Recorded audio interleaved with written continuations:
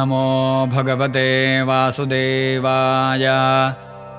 श्रीशुक उवाच एकदा पाण्डवान् द्रष्टुं प्रतीतान् पुरुषोत्तमः इन्द्रप्रस्थं गतः श्रीमान् युयुधानादिभिर्वृतः।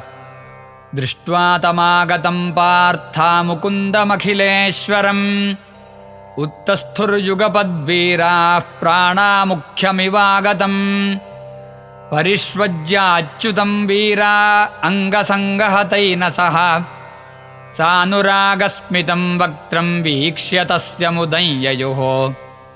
युधिष्ठिरस्य भीमस्य कृत्वा पादाभिवन्दनम् फाल्गुनं परिरभ्याथ यमाभ्यां चाभिवन्दितः।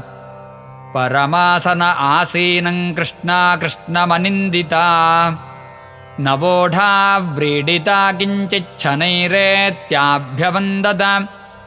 तथैव सात्यकिः पार्थैः पूजितश्चाभिवन्दितः। निशसादासनेऽन्ये च पूजिताः पर्युपासत। पृथां समागत्य कृताभिवादनस्तजातिहार्द्रार्द्रदृशाभिरम्भितः।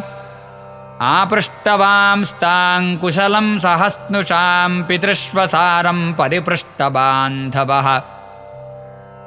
तमाह प्रेमवैक्लव्यरुद्धकण्ठाश्रुलोचना स्मरन्ते तान् बहून् क्लेशान् क्लेशापायात्मदर्शनम्। तदैव कुशलं नोऽभूत् सनाथास्ते कृता वयम् ज्ञातेन्न स्मरता कृष्णभ्राता मे प्रेषितस्त्वया। न तेऽस्ति स्वपरभ्रान्तिर्विश्वस्य सुहृदात्मनः तथापि स्मरतां शश्वत्क्लेशान् हंसि हृदि स्थितः। युधिष्ठिर उवाच किन्न आचरितं श्रेयो न वेदाहमधीश्वर। योगेश्वराणां दुर्दर्शो यन्नो दृष्टः कुमेधसा। इति वै वार्षिकान् मासान् राज्ञा सोऽभ्यर्थितः सुखम् जनयन्नयनानन्दमिन्द्रप्रस्थौकसां विभुः। एकदा रथमारुह्य विजयो वानरध्वजम् गाण्डीवन्धनुरादाय तूणौ चाक्षयसायकौ साकं कृष्णेन सन्नद्धो विहर्तुं विपिनं वनम्। बहुव्यालमृगाकीर्णं प्राविशत्परवीरः तत्राविध्यच्छरैर्व्याघ्रान् सूकरान् महिषान् रुरोन् शरभान् गवयान् खड्गान् हरिणाञ्च शशल्लकान्। तान्निन्युः किङ्कराराज्ञे मेध्यान् पर्वण्युपागते त्रिट्परीतः परिश्रान्तो बीभत्सुर्यमुनामगात्। तत्रोपस्पृश्य विशदं पीत्वा वारिमहारथौ कृष्णो ददृशतुः कन्याञ्चरन्तेञ्चारुदर्शनाम्।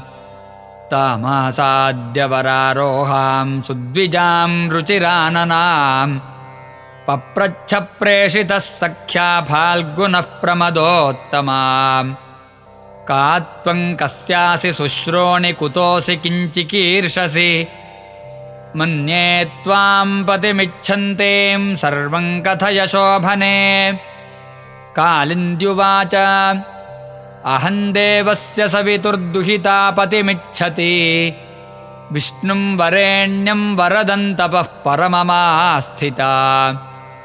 नान्यं पतिं वृणे वीरतमृते श्रीनिकेतनम्। तुष्यतां मे स भगवान् मुकुन्दो नाथ संश्रयः। कालिन्दीति समाख्याता वसामि यमुनाजले। निर्मिते भवने पित्रा यावदच्युतदर्शनम्। तथा वदद्गुडाकेशो वासुदेवाय सोपिताम्। रथमारोप्य तद्विद्वान् धर्मराजमुपागमत्। यदैव कृष्णः सन्दिष्टः पार्थानां परमाद्भुतम्। कारयामास नगरं विचित्रं विश्वकर्मणा। भगवांस्तत्र निवसन् स्वानां प्रियचिकीर्षया। अग्नये खाण्डवन्दातुमर्जुनस्याससारथिः सोऽग्निस्तुष्टो धनुरदाद्धजाञ्छ्वेतान् रथन् नृपा अर्जुनायाक्षयौ तूणौ वर्म चाभेद्यमस्त्रिभिः मयश्च मोचितो वह्नेः सभां सख्य उपाहरत् यस्मिन् दुर्योधनस्यासीज्जलस्थलदृशिभ्रमः स तेन समनुज्ञातः सुहृद्भिश्चानुमोदितः आययौ द्वारकां भूयः सात्यकिप्रमुखैर्वृतः अथोपजेमे कालिन्दीं सुपुण्यर्पृक्षवूर्जिते वितन्वन् परमानन्दं स्वानां परममङ्गलम् विन्दानुविन्दावावन्त्यौ दुर्योधनवशानुगौ स्वयंवरे स्वभगिनीं कृष्णे सक्तान्यषेधताम्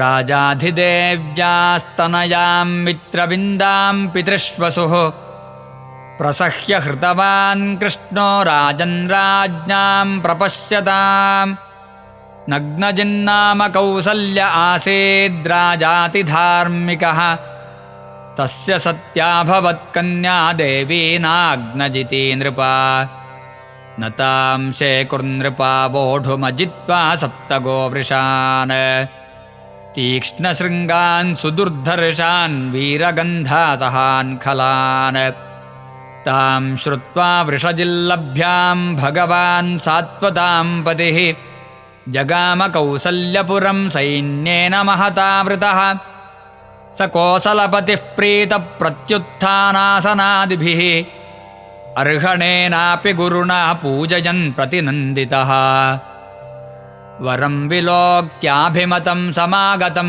नरेन्द्रकन्याचकमे रमापतिम् भूयादयं मे पतिराशिषोमलाः करोतु सत्या यदि मे धृतो व्रतैः यत्पादपङ्कजरजः शिरसा बिभर्ति श्रीरब्जजः सगिरिशः सह लोकपालैः लीलातनो स्वकृतसेतुपरीप्सयेशः काले दधत्स भगवान् मम केन तुष्येत् अर्चितं पुनरित्याह नारायण जगत्पते आत्मानन्देन पूर्णस्य करवाणि किमल्पकः श्रीशुक उवाच तमाह भगवान् हृष्टकृतासनपरिग्रहः मेघगम्भीरया वाचा सस्मितं कुरु नन्दन श्रीभगवानुवाच नरेन्द्रयाज्ञा कविभिर्विगर्हिता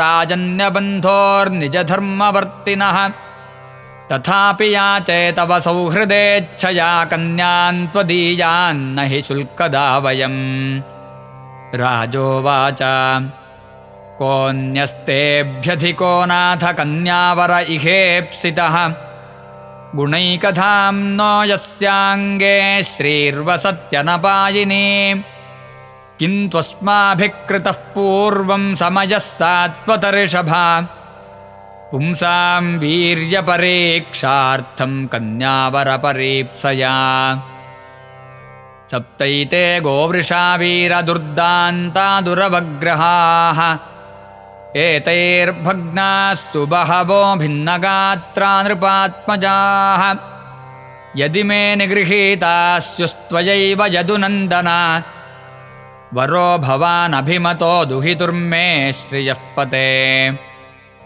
एवं समयमाकर्ण्य बद्ध्वा परिकरं प्रभुः आत्मानं सप्तधा कृत्वान्यगृह्णाल्लीलयैव तान् बद्ध्वा तान् दामभिः शौरिर्भग्नदर्पान् हतौजसः व्यकर्षल्लीलया बद्धान् बालो दारुमयान् यथा ततः प्रीतः सुतां राजा ददौ कृष्णाय विस्मितः तां प्रत्यगृह्णाद्भगवान् विधिवत्सदृशीं प्रभुः राजपत्न्यश्च दुहितुः कृष्णं लब्ध्वा प्रियं पतिं लेभिरे परमानन्दं जातश्च परमोत्सवः शङ्खभेर्यानकाने दुर्गीतवाद्यद्विजाशिषः नरानार्यः प्रमुदिताः सुवासस्रगलङ्कृताः दशधेनुसहस्राणि पारिबर्हमदाद्विभुः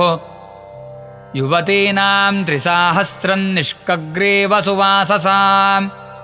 नवनागसहस्राणि नागाच्छतगुणान् रथान् रथाच्छतगुणानश्वानश्वाच्छतगुणान् नरान् दम्पतीरथमारोप्य महत्यासेनयावृतौ स्नेहप्रक्लिन्नहृदयो यापयामास कोसलः श्रुत्वैतद्रुरुधुर्भूपानयन्तं पथि कन्यकाम् भग्नवीर्याः सुदुर्मर्षा यदुभिर्गोवृषैः पुरा तानस्यतः शरव्रातान् बन्धुप्रियकृदर्जुनः गाण्डीवी कालयामास सिंहः क्षुद्रमृगानिव पारिबर्हमुपागृह्य द्वारकामेत्य सत्यया रेमे यदूनामृषभो भगवान् देवकीसुतः श्रुतकीर्तेः सुतां भद्रामुपयेमे पितृष्वसुः कैकेयीं भ्रातृभिर्दत्तां कृष्णः सन्तर्दनादिभिः सुताञ्च मद्राधिपतेर्लक्ष्मणां लक्षणैर्युताम् स्वयंवरे जहारैकः ससुपर्णः सुधामिव अन्याश्चैवं विधा भार्याः कृष्णस्यासन् सहस्रशः भौमं हत्वा तन्निरोधादाहृताश्चारुदर्शनाः इति श्रीमद्भागवते महापुराणे पारमहंस्यां संहितायां दशमस्कन्धे उत्तरार्धे अष्टमहिश्चुद्वाहो नामाष्टपञ्चाशत्तमोऽध्यायः।